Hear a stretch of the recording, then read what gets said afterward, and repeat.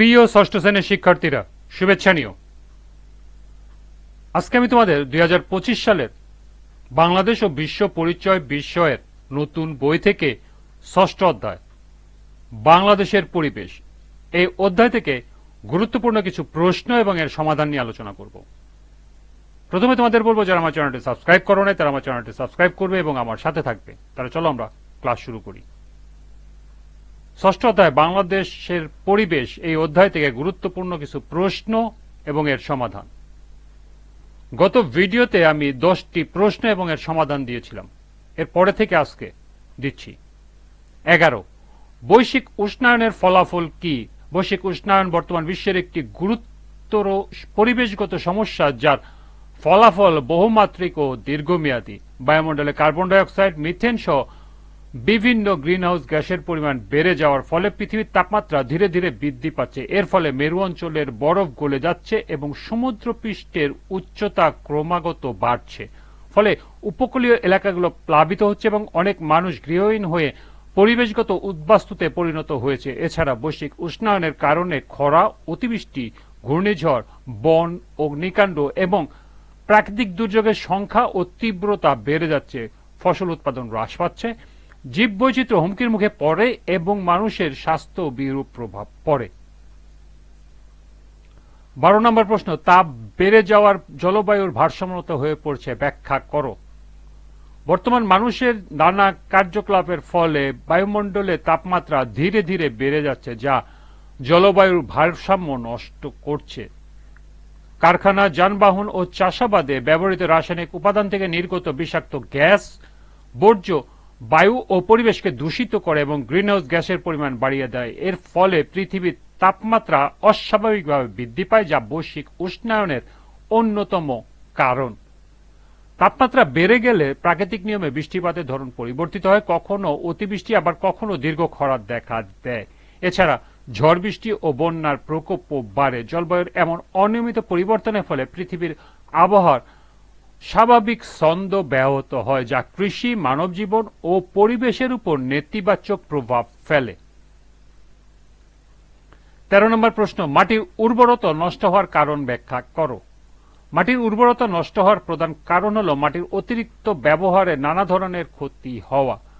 আধুনিক কৃষিতে রাসায়নিক সার ও কীটনাশকের অতিরিক্ত ব্যবহার মাটির প্রাকৃতিক পুষ্টি উপাদানগুলোকে ধ্বংস করে, ফলে মাটি অকেজো হয়ে পড়ে। এছাড়া বন উজাড়, অধিক চাষাবাদ, পল্লী অঞ্চল থেকে অবৈজ্ঞানিকভাবে মাটি কেটে নেওয়া এবং অবকাঠামোগত নির্মাণের জন্য মাটির ব্যাপক ক্ষয়ক্ষতি মাটির উর্বরতা কমিয়ে দেয়।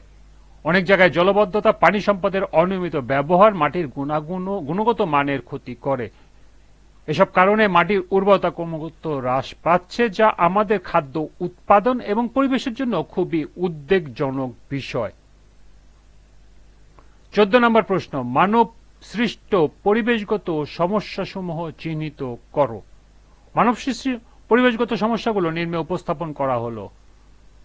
কলকারখানার ধোঁয়া, যানবাহনের নিষ্কাশিত গ্যাস এবং জ্বালানির পোড়ানোর ফলে বায়ুতে বিষাক্ত গ্যাস মিশে পরিবেশ দূষিত হয়। এরপরটি হল শিল্প বর্জ্য, কীটনাশক ও পয় নিষ্কাশন ব্যবস্থার অভাবে নদী ও জলাশয় দূষিত হয়। এরপরে অব্যবহৃত বন উজাড়ের কারণে জীববৈচিত্র্য ধ্বংস হয় এবং কার্বন ডাই অক্সাইডের পরিমাণ বাড়ছে। তারপর গ্রিনহাউস গ্যাসের অতিরিক্ত নিঃসরণ বিশ্বব্যাপী তাপমাত্রা বৃদ্ধি করে এবং জলবায়ুর চরম পরিবর্তন ঘটাচ্ছে। এরপরে রাসায়নিক সার ও কীটনাশকের অতিরিক্ত ব্যবহার মাটির উর্বরতা হ্রাস করে এবং সর্বশেষ অপচনশীল প্লাস্টিকের ব্যবহারে পরিবেশের ভারসাম্য ব্যবহৃত হচ্ছে। 15 নম্বর প্রশ্ন, মানব সৃষ্ট পরিবেশগত সমস্যার ক্ষতিকর দিকসমূহ চিহ্নিত করো। মানব সৃষ্ট পরিবেশগত সমস্যার ক্ষতিকর দিকসমূহ নিম্নে উপস্থাপন করা হলো। ক, দূষণের ফলে মানুষের নানা ধরনের শ্বাসকষ্ট ও চর্মরোগ ছড়িয়ে পড়ছে।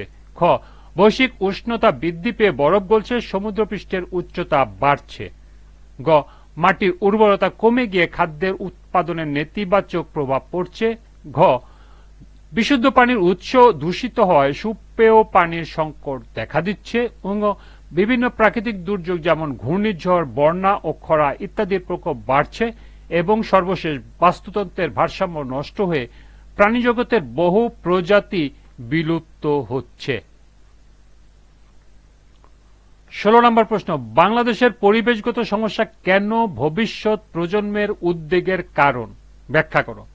বাংলাদেশ একটি প্রাকৃতিক সৌন্দর্য ঘেরা দেশ হলেও বর্তমানে পরিবেশগত সমস্যার ভয়াবহতা দিন দিন বেড়েই চলেছে। এসব সমস্যাগুলো দীর্ঘমেয়াদী প্রভাব ভবিষ্যৎ প্রজন্মের জন্য মারাত্মক হুমকি হয়ে দাঁড়াতে পারে।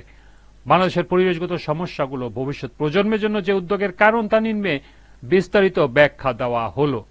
ক, বাংলাদেশ একটি নিম্নভূমির অঞ্চল। বৈশ্বিক উষ্ণতার ফলে সমুদ্র পৃষ্ঠের উচ্চতা বৃদ্ধি পাচ্ছে, যা উপকূলীয় এলাকা ডুবিয়ে দিতে পারে।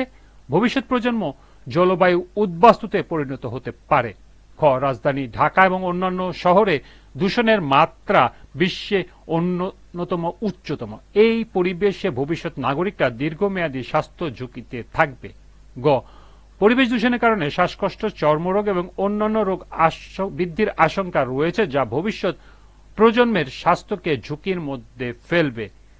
ঘ, ভূগর্ভস্থ পানির স্তর নিচে নেমে যাচ্ছে, নদী নালা দূষিত হচ্ছে। এর ফলে ভবিষ্যৎ প্রজন্ম সুপেয় পানির অভাব ভুগতে পারে।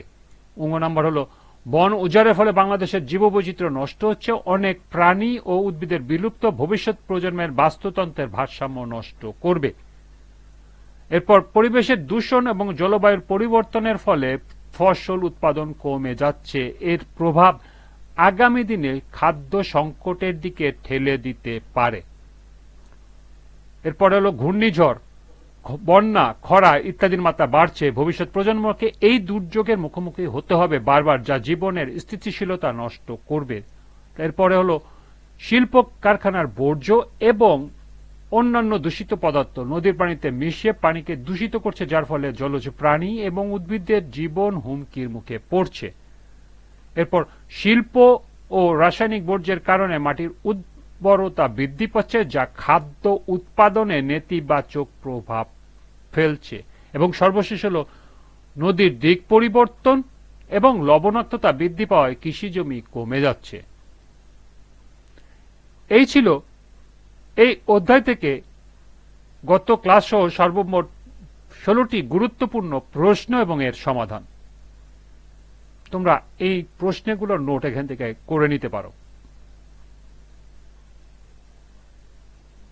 আজকের ক্লাসটি এ পর্যন্তই।